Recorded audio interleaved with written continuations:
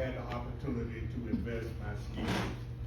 I've leveraged over $150 million in counting in communities of color around the country. I came home in 2017 to bury my young brother. And when I came in, I looked for awesome memories of growing up in Fairfield, standing on 60th Street, doo-wopping with Showboat and get my shoes shine at King's Shoe Shop. And I saw the dilapidation in the country. I saw internal conflicts. And I even tried to assist and provide some type of leverage and of resources in the midst of that conflict in 2015 and 16. And it was turned down. God brought me home now to use all of those skills that I have done in Richmond, Virginia, in Los Angeles, South Los Angeles, and even on the board of Chevron International Refinery, where we leverage millions of dollars for communities of color because of the pollution and the contamination that Chevron was spewing out over the neighborhoods in Richmond, California, and El Cerrito. Now I'm home. I'm home because I love my city. I was born and raised here. And I think that the plan that we have is one that can be achievable. As I've said so many times before, I don't have anything negative to say about the former officials of Fairfield. That's not going to solve our problem. What Larry Langford did and what the next council did and the mayor did, it's over. We don't need to continue to hold ourselves hostage of what we thought that should have happened back then. It's time to bring solutions to the forefront. It's time to begin to incorporate the type of transparency and collaboration among neighborhoods and associations that can begin to reflect that Fairfield not only want to make a comeback, but it shows that the city and residents and businesses can do it together. We've got to look at how divided and unacquainted our neighborhoods are. How many of us know neighbors in Bellwood?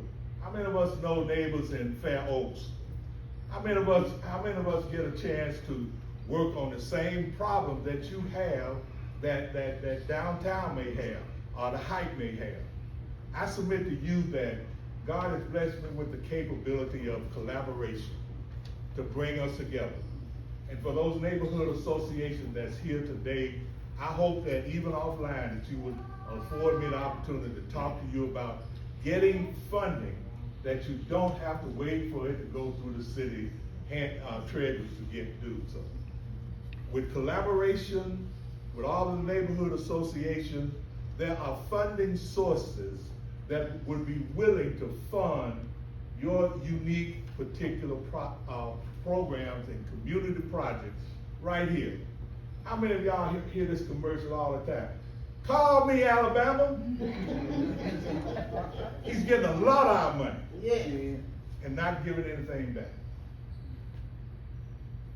Pond hockey and all these attorneys who's dumping their money over the mountain. It's time for them to reinvest into Fairfield, but they're not going to do it when they see the reputation of division. As a leader, as your mayor, I'm strong on collaborating. I'm strong on hearing what you have to say. I'm short in patience in hearing what happened 12 years ago. I really am, because it doesn't matter in 2025 what happened in 2015. That's over. That's gone. We need to deal with our right now. We need solutions that will move our city into a proactive image. You know why? Because Fairfield is a diamond in the rough. And not only that, Fairfield is the Centrex of Western Jefferson County. What happened to Fairfield begins to happen in surrounding counties. If you don't believe it, ask Roosevelt, ask Brighton, ask Birmingham. They lost almost 100,000 residents in a short period of time. Fairfield birthed this region with U.S. Steel. Now, U.S. Steel is making a comeback through napalm. And why shouldn't we be at the table to negotiate reinvesting in Fairfield? That's what leadership is about. It puts away the bipartisansness that have held us prisoners and begin to move to the table where we can begin to show the credibility that investments in Fairfield is worth trying again. I met with Mayor of Birmingham this morning. We crossed paths for about 15 minutes. My word to him was, we need to begin to collaborate. Fairfield needs to be at the table with you and Homewood and Hoover and these other counties. U.S. Steel is investing in Helena, out there in Shelby County. They have built a whole community out there, right off of Hilldale. U.S. Steel. And then they gave Helena 2 years ago $5 million and 500,000 acres of old mining. You don't believe it? See me after I give you the information. That's what U.S. Steel is doing, because Helena is rocking and rolling in there together. And it was here that U.S. Steel birthed Fairfield by the first name called Cody. But brother had such a bad reputation, and then they decided to change it back and give it Fairfield. But U.S. Steel is not going to let Fairfield die. But they have become impatient with the chaos that continues among us. It's time to bring leadership to the table that can take us to the direction that's going to be sustainable in housing, sustainable in businesses, and cause our schools to become more proactively and successful as they are doing. We're losing population. The Fairfield school system was downgraded from a class 5A to 4A because we don't have the children. The enrollment was the reason. They're the state champions. They're national championships with JAG. And yet, we face this decline because of a lack of new families growing in the city of Fairfield. And I hope you take to heart this as well. In order for Fairfield to come back, we all got to start buying Fairfield. Can I get stuck right there? Yes. I recognize this hint that Brother Carlton Lewis did about our gas. Do you know that if you fill up your tank 2 months, for just 1 month, twice a month, that's revenue back into the city? Am I correct? If you shop at Carver Jones, no, they don't have what Public has. But if you ask them, if you tell them, that's what I get this regularly, they're gonna get it. Right? You're right. And this thing about high cost, well, guess what? The more you buy from him, the more book he can buy for less and pass that on to you. That's right. It's time for Fairfield to come back in a way that we support one another. And it takes leadership. I'm bringing that leadership with a plan, with a strategic plan. Not just talking, but I have a strategic plan. It's on my website. You can't handle it all because it's almost 60 pages that can't be explained in this session. But it can be explained as your mayor working with the new council, and we start engaging in strategic planning schedules and working to understand what our roles are so that all the links can be connected and we work together.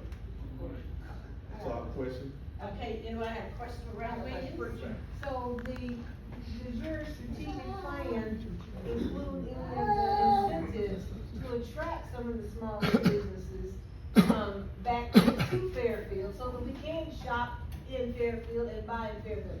Second question, Mr. Carter said that it has something to do with Jefferson County on their, U.S. Steel is in Jefferson County. do you have any plans on how we can bring Jefferson County to the table and Fairfield can kind of benefit from some of USD? Good question. Should you vote me in as mayor, one of the first orders of business is to reconnect with the corporate headquarters of businesses such as Hannah Steel, US Steel, and other businesses that have been trying to get into Fairfield and sit down at the table and negotiate. Listen, we can't sit back with our hands folded and wait for folks to come and ask us, can they do business? Leaders go after business.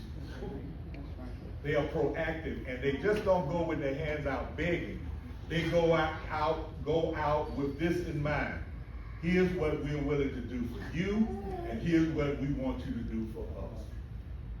When I go to US Steel, I'm gonna ask Napon to say, hey, come on home to Fairfield. And when you come, we want you to build 100 new homes. We want you to add on to our business. We want you to help us to create a user-friendly business corridor, not on Aronoff, but downtown on Gary Avenue. Yeah. Aronoff is dead, and I believe that it can best serve as a logistical center for deliveries of online services. I also believe that they're waiting on us to give them that welcoming back. So another thing I'm planning to do is go knock on the doors of Amazon and say, come on, take a look at Fairfield. We got a council that's together. And let's sit down and talk about what we can do with Aronoff. Malls are dead. Yeah. Can I say that again? Yeah. Western Hill Mall is dead. So what do we do with that whole corridor up there? Design a strategic plan that will make it an intermodal site for deliveries, for truck stops, and whatever else we can do that is compatible to be beneficial for us. Did I answer your question? That's what they did with I get excited about the plan. Any other questions for Reverend Wade? Yes, sir. Of course, you, I don't know if you heard, but it seems like sanitation is really a top priority in our city. Yes. With the, the houses, overgrown lots. Yes. Yes. I don't know much about manpower, how many we have with our street department, but would you be able to increase that? Because I think that's part of the problem, where we're trying to clean up 20 houses with one person, along with what we have from Republican, and it's no way it can happen, unless there has to be an increase in manpower. Can I give you the big picture of the cause and effect? The dumping is not the cause, that's the effect. Wherever there is blight, where there is dilapidation, unattended, people just drive by and keep going on. What baffles me so is that the audacity for some of these renters and homeowners to dump commodes and beds and mattresses right down on the front street, unattended. Now I say that because the issue is the lack of funding to have effective equipment and staff to meet the needs of safety, of public and health, and of our city. So the issue is money. I know that, and working all over the country, that every municipality can qualify for municipal funding from the state, the federal, and the local. I did it in Richmond, Virginia. We leveraged over $26 million from a Hope 6 grant, and we went to the investors, and we got a total of $90 million to tear down the projects and build new mixed homes. The issue is that Fairfield, I don't know why Fairfield is not qualifying for municipal funding, state funding, and local funding, because it's there for us. Now, there's something in the closet that I hope to be seen when I get there. But no one is really saying, except we ain't got no money. All right? We don't have no money. But there is funding out there to those who who have the integrity of fiduciary integrity, who does what they say and do and make that claim. If someone gives you money and you say you're gonna do with it, and they agree to you do it, and then you get the money and do something totally opposite and don't report, I'm not gonna give you any more money. And the federal government, I don't know if we owe taxes, I don't know what the black eye is, but one of the other parts of my agenda is to get in there and find out what's the issue, and go to Washington, talk to Terry Sewell, go down to state and talk to them, and say, listen, Fairfield is moving into a new era, a new path, and a new vision, and we need for you to give us a chance. Okay, I have one question. Yes, To ma'am. piggyback off this young man. Did I answer you, my brother? Yes, you did. He was talking about not enough staff and talking about the slum laws Yeah. and the roads. Yeah. Okay, what about these private companies like Chateau Glen Oaks Apartment? Those apartments been burned for so long. When it burned down, Yeah. I myself as a citizen went up there and gave water and stuff to the people before any elected official got up there. I saw And it. also, it's a dumping site. Yes. Every morning I leave to go to work, it's mattresses, all the doors are knocked in, the windows out. I mean, it's a dumping site. We got to have some laws and some orders on the book so we can enforce it, so we can clean up our neighborhood. And we can't continue to wait for our elected officials. We deserve better and we demand better. I agree. You understand what I'm saying? I agree. We are taxpayer citizens. I mean, it's ridiculous. Yes. So what can you do along with this administration to get our city cleaned up? I don't wanna hear nobody no Stafford. I'm Yeah. talking about these private companies. Yeah. We gonna rain their damn phones off. We gonna send some email. We can go up there and pick it, but it needs to be cleaned up. It's an eyesore. I agree. They talking about District 1, 2, and 3. Yeah. I mean, we need across the board. It's so many burn homes, they let their buildings, overgrown life. I mean, we're tired of people just talking and talking. We ain't ear hustling no more. We can dance. I agree. There you go. And not only that, it's important for, you know, you referenced codes and regulations. City codes and regulations govern the response of the city to the citizen. Now, if these things are on the books and they're not being enforced, it is a responsibility of the mayor to begin to address that. Okay, again, I'm not dealing with the past administration and the outgoing administration. I'm talking about my solutions going in from day one. That is the responsibility, and by the way, you need a full-time mayor. Somebody who's gonna be on site, somebody who's gonna be at these meetings, someone who's gonna represent our city as a worthy city to be considered and given their creditable resources and opportunity. You can't do it coming in at 5 o'clock. Okay, so I'm saying, I'm gonna be a full-time mayor from day one. I'm going to address it, because number one, the question, to expand on that, is that there's no money because it's not being generated through the administration effectively.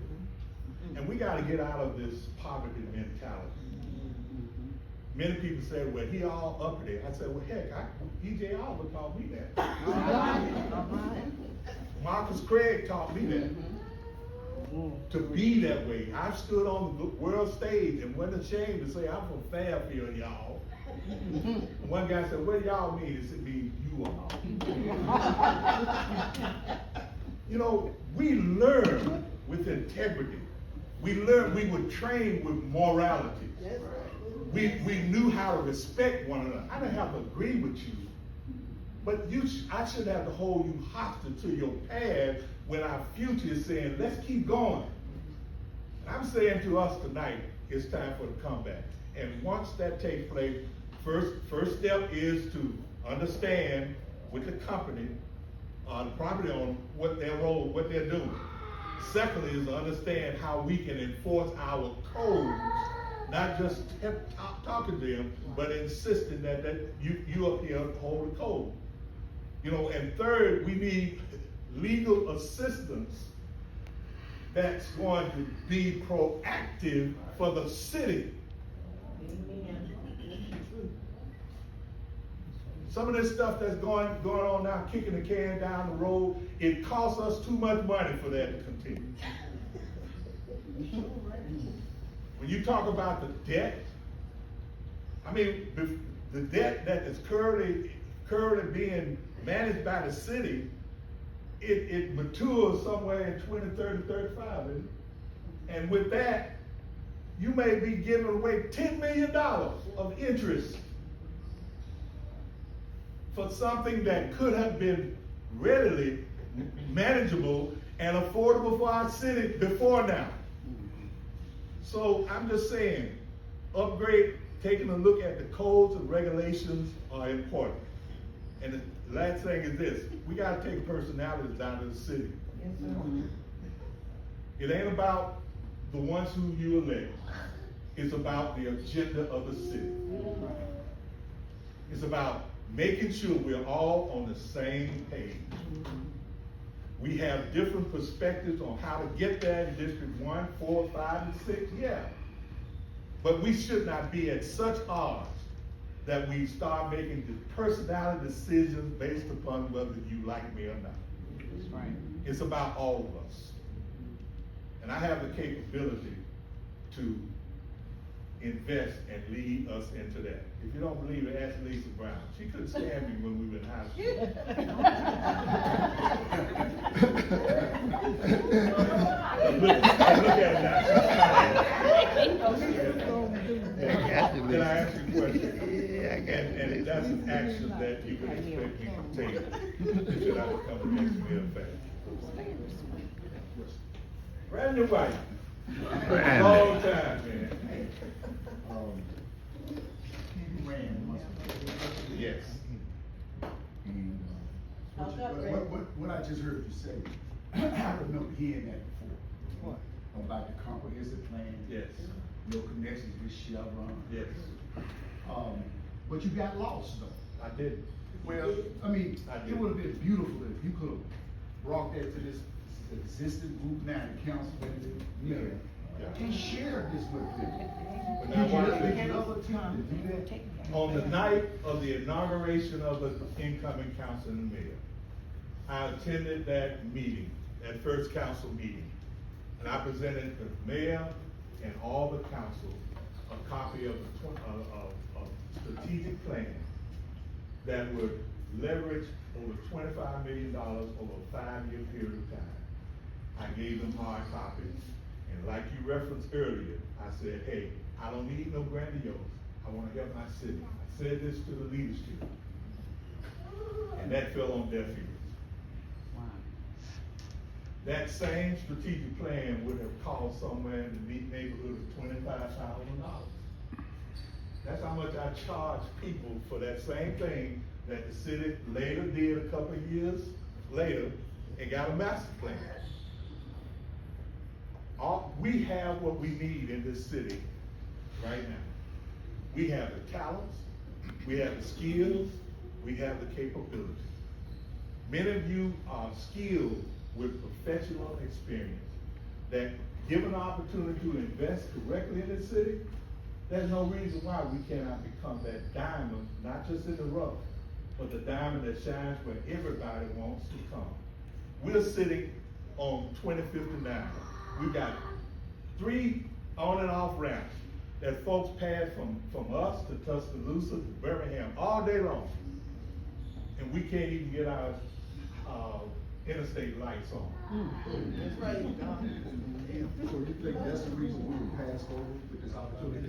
I think we're taken advantage of because of the history of personality conflicts. Now, I'm not going into that detail, but when people see you arguing that could invest on you, they're not gonna give you what you need because they can't invest in something that they're uncertain of. But when they hear that Glen Oaks is hanging out with Bellwood, and Bellwood is hanging out on the Heights, and Fair Oaks is hanging out downtown, and everybody's shopping downtown, that's an echo that there are many people bending over the balcony waiting on Fairfield to either rise or fall. Don't be fooled by those little handwritten signs saying we buy houses. Those are out of town investors seizing up our properties And renting them out. and renting them out until they make their move. That's why we've got to make our move first. Give ourselves the opportunity to work together. Okay, we'd like to thank Reverend Williams for being here. My website is here if you need